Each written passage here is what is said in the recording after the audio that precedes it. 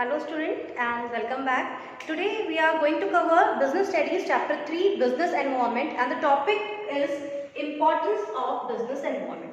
We have already discussed business environment क्या होता है, क्या इसके फीचर्स होते हैं, बट आज हम पढ़ेंगे कि इसकी इम्पोर्टेंस क्या होती है, हम लोगों को क्यों बिजनेस एनवायरनमेंट का ध्यान रखना पड़ता है.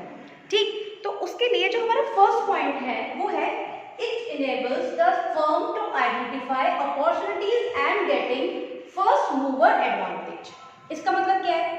आपको पता है कि अगर आप मार्केट में कोई चीज नई लेकर आते हो और फर्स्ट टाइम एकदम से करते हो तो ये आपकी अपॉर्चुनिटी बन जाती है ना.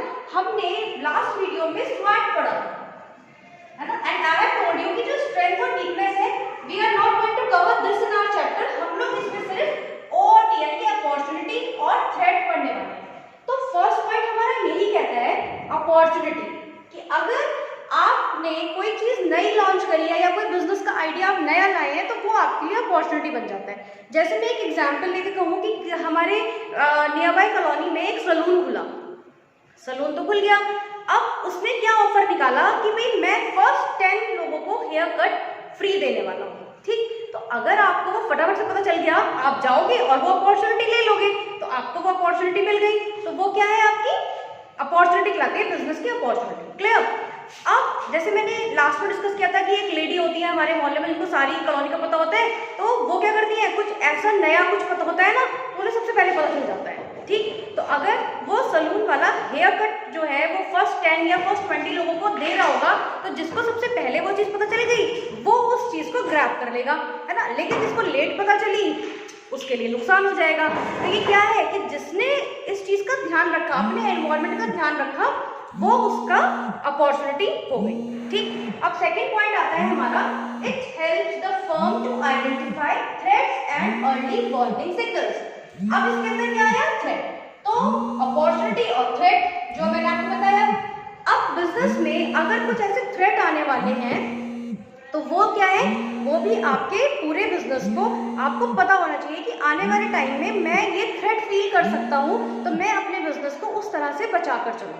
ठीक, जैसे मान लीजिए कि कुछ भी एक होटल्स वाले होते हैं, अगर हिल स्टेशन पे होटल है तो वो लोग क्या करते हैं, उन्हें पता होता है कि भाई इस टाइम तो हमारे यहाँ पे लोग बाग आएंगे, लेकिन इतने एरिया में जब स्नोफॉल हुआ होगा तो हमारे यहाँ पर लोग बाग नहीं आएंगे. तो वो क्या करते हैं, वो दूसरा कोई बिजनेस अपना सोच के रखते हैं. वो लोग हिल से नीचे उतर कर आ जाते हैं और वहाँ पे अपना कोई दूसरा बिजनेस भी करते हैं, क्योंकि उन्हें पता होता है कि हम ये थ्रेट फेस करने वाले हैं. क्लियर? तो ये दोनों पॉइंट्स जो है आपके बहुत ज्यादा इंपॉर्टेंट है.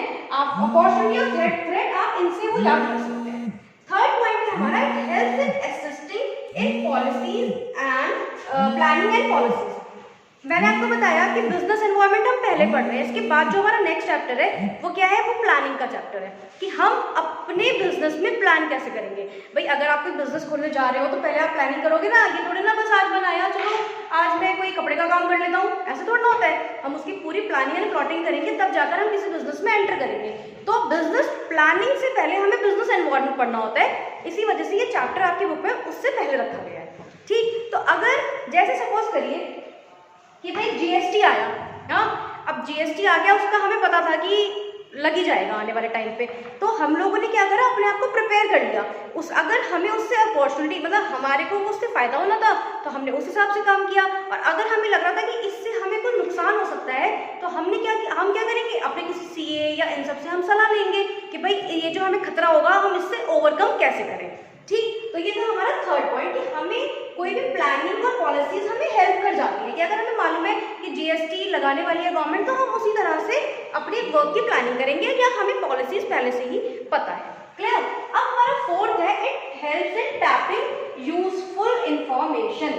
अब इसके अंदर क्या होता है, जो भी इंफॉर्मेशन है, जो भी यूजफुल इंफॉर्मेशन है, हम उसे पहले ही ग्रैब अप कर लेंगे. ठीक, जैसे मतलब उसे पहले से ही हम ढूंढ लेंगे कि इस चीज़ में हमारी क्या अपॉर्चुनिटी हो सकती है. ठीक है, वैसे भी हम कहते हैं कि हर चीज़ में हमें पॉजिटिविटी ढूंढनी चाहिए, कोरोना को छोड़कर. ठीक, तो ये क्या है हमारा it help in tapping useful information. अगर कुछ भी चीज़, कुछ भी रिसोर्स ऐसी कुछ है, सपोज करो कि हमें पता चला कि हमारे यहाँ पे जो गुड्स, जो रॉ मटेरियल लगता है, हम उसको दिल्ली से मंगवाते हैं, मीन्स 40 किलोमीटर्स आगे से मंगवाते हैं, लेकिन हमें पता चला नहीं, वो तो मोदी नगर में ही कोई फैक्ट्री लॉन्च होने जा रही है, वो रॉ मटेरियल हमें वहाँ पे भी मिल जाएगा.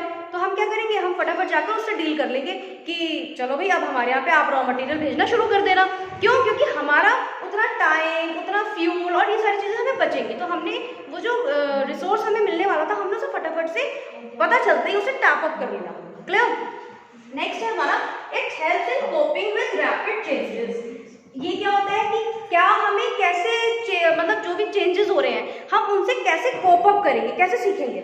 जैसे अब हम लोग सीबीएसई बोर्ड के स्कूल्स हैं हमारे, हम पढ़ रहे हैं, तो हम टीचर्स क्या करते हैं, टीचर्स को ये होता है कि भाई सीबीएसई की वेबसाइट विजिट करना या सीबीएसई के जो भी सेमिनार्स होते हैं या मीटिंग्स होती हैं वो हम लोग अटेंड करते हैं। तो हमें क्या होता है, हमें पता चल जाता है कि आपके जो आने वाला सिलेबस है उसमें ये चीज़ डिडक्ट हो सकती है, ये चीज़ ऐड हो सकती है। तो उससे हम अपने स्टूडेंट्स को इन्फॉर्मेशन पहले से पहले ही दे देते हैं कि आप लोगों को चिंता करने की ज़रूरत नहीं है, इस साल अगर ऐसा पीरियड है तो आपका जो सिलेबस है वो सीबीएसई डिडक्ट करने वाली है, या ये सिलेबस आपका डिडक्ट हो चुका है। तो टीचर्स को ये चीज़ कैसे पता चली? क्योंकि वो सीबीएसई के सेमिनार्स या ये सारी चीज़ें अटेंड करती रहती हैं। अब सपोज करो हम पढ़ा तो रहे हैं लेकिन हम कुछ देख सुन ही नहीं रहे, तो उससे क्या होगा, हमारे पास कोई इन्फॉर्मेशन ही नहीं आएगी, तो हम आगे भी आपको नहीं दे पाएंगे।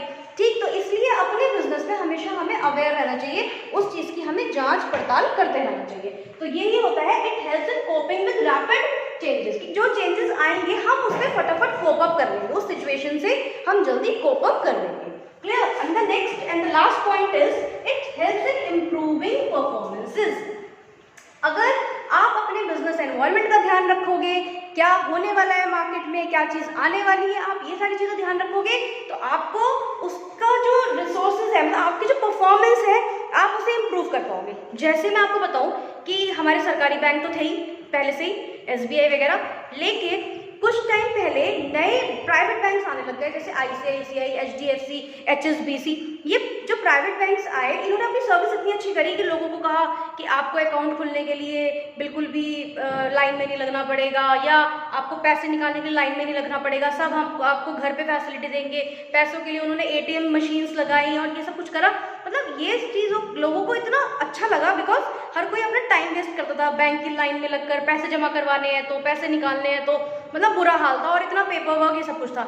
लेकिन जब नए बैंक्स आए और उन्होंने ये चीज़ें करी, तो हमारे जो गवर्नमेंट बैंक थे उन्होंने भी फटाफट उन्हें देखकर अपने अंदर भी वो चेंजेस, वो ड्रास्टिक चेंजेस ले आए। मतलब उन्होंने भी सारा काम अपना कंप्यूटराइज तो कर ही लिया था, एटीएम्स लगाने शुरू कर दिए या बैंकों के पैसे जमा करने की मशीन्स लगानी शुरू कर दी, मतलब वो भी उनके कदमों पे चल पड़े। तो उससे क्या हुआ कि उन्होंने उन्हें देखकर अपनी परफॉर्मेंस भी इम्प्रूव करी। ठीक, जब तो आप मार्केट में बन पाओगे, अदरवाइज सारा मार्केट जो है वही लोग कैप्चर कर लेते।